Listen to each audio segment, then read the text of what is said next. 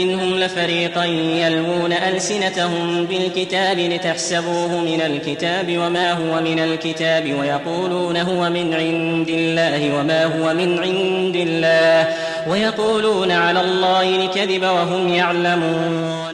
Assalamualaikum warahmatullah. Ito po ang pangalawang episode sa programa or sa paksang ito, Muslim View on the Bible. Ang pananaw ng mga Muslim tungkol sa Biblia. Sa ipagpatuloy natin na Ustad Abdul Akuti, kanina, yung nabanggit natin, na ang dalawang grupo na ito, Protestante at Katoliko, ay hindi pareho ang kanilang Biblia. Tayo ay magtanong, kayo nga mismo ay nag-aaway. At bawat sa inyo ay nagbabatuhan na ang Biblia hindi totoo, amin ang totoo. Kami pa kaya mga Muslim, kami mga Muslim ngayon, magtatanong kung saan ba talaga ang totoo. So maliban sa kanilang salita, dapat titingnan natin ang mga internal evidence ngayon kung ano ba talaga ang Biblia. Di po ba? Okay, titingnan natin ang mga internal evidence, for example. Kasi sabi lang, baka salita lang natin, di ba? Mayroon ka po mong Biblia Tagalog, Ustad Abdullah? Meron. Sige, buklatin natin yan. Kahit na buklatin, na-ready ko na eh. Sige. Sa 1 Samuel, chapter 15, kapitulo 15, okay? At versikulo 1 hanggang 2, nagsasabi dito, okay, I will quote. Samuel also said unto Saul, sino si Samuel? Ay siya ay propeta. Saul, yung hari ng Israel. 15:1. Okay. The Lord sent me to anoint thee to be king over his people, over Israel. Now therefore, hearken thou unto the voice of the words of the Lord. Pangalawa, verse 2 of chapter 15 of 1 Samuel. Thus saith the Lord of hosts, I remember that which Amalek did to Israel, how he laid wait for him in the way, when he came up from Egypt. Thus saith the Lord of hosts. Ang Diyos daw nagsabi, the Lord of hosts. Slay, patayin, both man and woman, infant and suckling, yung infant, yung nagsakling. Ano ba sa Tagalog, yung suckling? Sumususo, papatayin. Okay. Anyong ox, ano bang ox sa Tagalog? Baka. Baka ba yung hindi totoo bang ox? Basta ox siya nasabi. Okay? And sheep, yung mga tupa. Tupa. And as, yung mga donkey. Patayin lahat. Okay? Anong masabi mo dito? Hindi ba ito ay genocide? Pati hayop, papatayin? Ito ba ay salita ng Diyos? Saan po dito? Kasi sinasabi po na all scripture is inspired by God and useful. Pakibasa nga sa Tagalog. Sige. Abdullah, basahin mo nga sa Tagalog. Anong babasahin natin? So dito na lang sa 1 Samuel 15 verse 2, basahin mo. Ganun sabi ng Panginoon ng mga hukbo, aking tinandaan yung ginawa ng Amalek sa Israel, kung paanong siya'y humadlang sa kanya sa daan nang siya'y umahon mula sa Ehipto. Ngayon yumaon ka at saktan mo ang Amalek at iyong dubos na lipulin ang buo nilang tinatangkilik. At huwag kang manghinayang sa kanila, kundi patayin mo ang lalaki at babae, sanggol at sumususo, baka at tupa, kamelyo at asno. Hindi ba ito bawal sa United Nations, sa human rights? Hindi lang human rights sa Kakuti or Ustad Abdullah. Pati animal, yung tinatawag na animal rights, yung mga taong nag-advocate ng animal rights, pinapatay mo yung baka, yung mga tupa, sa walang dahilan, dahil ang may-ari nito ay mga hindi sila mga Hudyo. In what logic? Anong klaseng Panginoon nito? Na pati mga batang nagsususo pa lang, sanggol. Di ba bawal ito sa law of war?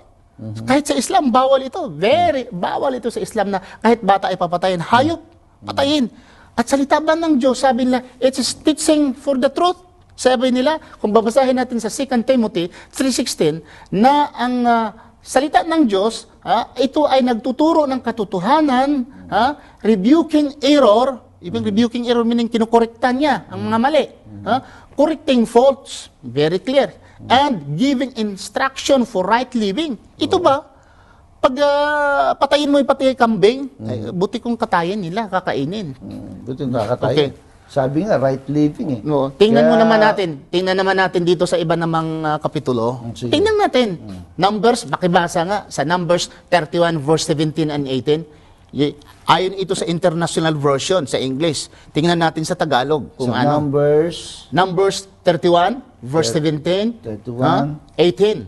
17, 18. Basahin ko muna sa English. Basahin mo muna sa Kasi kung English. minsan ang Tagalog ay minsan paswerte lang kung minsan ang Tagalog. Sige, sige, tama sa English. Basahin ko sa English. Now, I will quote. Now, kill all boys and kill every woman who has slept with a man. But save for yourselves every girl who has never slept with a man. And quote.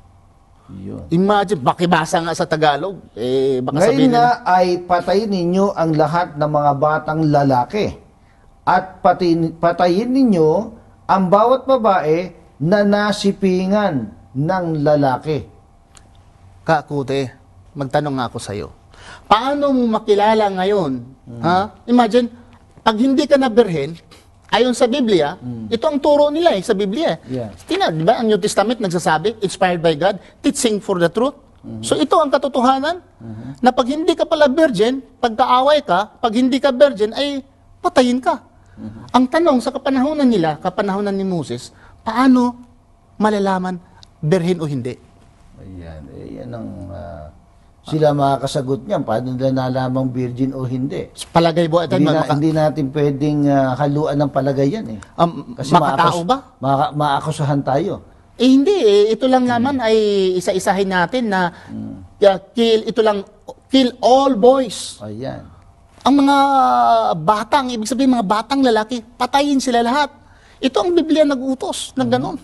Salita ba ng Diyos? Yan ang, yan ang malaking question. So, ano pa? May matindi pa nito. Another naman. Hindi na lang natin isa-isahin paano malaman ang berhen o hindi. Wag na. Dahil maging sabi nila, Huwag na natin busisiin yan. oo. Dahil Sila na nakakaalam may nun. laway ba noon? Tistingan ang laway, tapos kung ano ang lasa, malalaman na virgin o hindi. Pwede ba yun sa kapanahon na noon? Ha? Kaya nga sabi nga natin, Ustad, huwag na nating Bubusihin. Huwag na natin bususiin yun. Nga, paano malaman virgin o hindi? Hindi maganda Okay. eh. Dahil may mga kababaihang nanonood sa atin ngayon. Mahirap na. Hindi natin magandang pag-usapan yan. Pero tandaan natin, ito ay mababasa sa Numbers Oho. 31 verse 17 at 18. Yeah. Okay? Yan po, mga According to babae. the New International Version. Basahin ko ulit Sige. para malalaman nila at ma-quote nila at ma-research nila muli sa Biblia. Baka iba itong nabasa natin. Okay, I will quote. Now kill all the boys, and kill every woman who has slept with a man. But save for yourselves every girl who has never slept with a man. This is Word of God. For teaching, for correction, of a right living. Naku naman. Mukhang hindi pumapasa, Ustad, doon sa sinabi sa ikalawang Timoteo 3:16. Yun ang ano nila. Ang sabi, inspired by God and is useful for teaching the truth, rebuking error, correcting faults, and Matindi. giving instructions for right living. Oh. Paano naging right living yan? Baka sabihin naman nila, Old Testament yan Mamaya, tatalakayin din natin ang New Testament. Baka sabihin nila, Old Testament yan. Mamaya, tatalakayin natin ang New Testament. Pero sa ngayon, isa-isahin natin, these are the internal evidence. Di ba? Kasi sabihin natin sa ganito, contradiction, tingnan natin ito. Totoo ba o hindi? Sa Ezekiel naman, 4. Ezekiel 4 nga, pakibasa. Versikulo 12. Okay, basahin mo. 13, 14. Titingnan natin sa Ezekiel. Pero bago sa Tagalog, Ustad, babasahin ko rin sa English. Maganda kasi English eh. Kasi kung minsan mga Cebuano, itong mga Cebuano, mas madali lang maintindihan yung English kaysa Tagalog kung Kaya minsan. nga eh. Ha? Sige. Okay, basahin ko mo sa English habang hahanapin po pa dyan, di ba? Ezekiel 4, Kapitulo 4, versikulo 12, 13 hanggang 14. I will quote. Eat the food as you would. Okay. As barley cake, bake it in the sight of the people. using human excrement. Using human excrement for fuel. This is according to the New International Version. Dito ay fuel. In the other version, no fuel. Okay? Dito may fuel as fuel. Dinagdag dito. Pero sa ibang translation, walang word na fuel. As fuel, wala. Human excrement, period. Dito mayroong dinagdag na for fuel. Isa-isahin natin. Then the Lord said, in this way, the people of Israel will eat defiled food among the nations where I will drive them. 14. Then I said, not so, sovereign Lord. Naglikramo ang isang propeta, isang tao. I have never defiled myself from my youth until now. I have never eaten anything found dead or torn by wild animals. No unclean meat has ever entered into my mouth. Naglikramo, ha? And verily, sabi ng Diyos, kasi naglikramo yung tao, nagsabi, verily, well, He said, I will let you bake your bread over cow manure instead of human excrement. Okay? Ang sabi nila dito, ang fuel, panggatong. Pero sa ibang translation, hindi talaga panggatong. Kundi talagang ihalo yung dumi ng tao sa pagkain at ipakain. Sabi naman nila, ay para daw panggatong. Ang dumi ng tao, kailan ka makarinig na ang dumi ng tao ay pwedeng panggatong? Sa kapanahonan nila, hindi pa na-discover yung gas Ha? Ang gas. So ang hayop, ang dumi ng hayop, pwede mo panggatong. Bakit? Ang dumi kasi ng hayop, pag natutuyo, pwede mong gamitin panggatong. Bakit? Dito ay mga damo. Pero itong dumi ng tao, pag natutuyo, maging alikabok ito. Maging alikabok dahil ito ay pagkain, hindi ito damo. Okay? So sa ganun, naglikramo pa nga Kung panggatong, bakit naglikramo ang isang propeta? Ang isang tao, kung di ako nagkakamali, ay si Ezekiel, naglikramo siya. Sabi niya, Lord, I have never defiled myself from my youth until now. I have never eaten anything. Kung panggatong, bakit siya naglikramo? So ito ay, sometimes naman ito very clear nga mayroon naman ditong dagdag bawas Dahil sa ibang version, walang sinabi na for fuel. Excrement lang, baked with the excrement, human excrement, period. Pero sa ibang translation, with for fuel. Pero maliban, kahit pa dyan sa for fuel, naglikramo ang tao na ito ay marumi, hindi siya nakakain. So very clear na ito ay hindi po ito gawing panggatong. At panggatong man, sino po? Tistingan nga ninyo. Magbilad kayo ng dumi ng tao at ipatuloy nyo at gawing panggatong. At sabihin naman nyo ay gas. Ang gas po ay hindi po ito ginagamit sa kapanahonan nila. Bago lang po ito na-discover yung paggamit ng gas. Okay, Ustad? Ano pong masabi mo dito? Kaya nga, yan malinaw na isa na namang hindi mapagbabatayan ang Biblia bilang salita ng Diyos. No? Sapagkat hindi kailanman gagawin ng Diyos yan Balik tayo sa ating batayan na 2 Timothy 3:16. Scripture inspired by God, useful for teaching the truth, rebuking the errors, correcting faults, and giving instruction for right living. So dito mga kapatid, dito mo lang tayo magtapos at susundan na lang nyo sa kasunod na kabanata episode.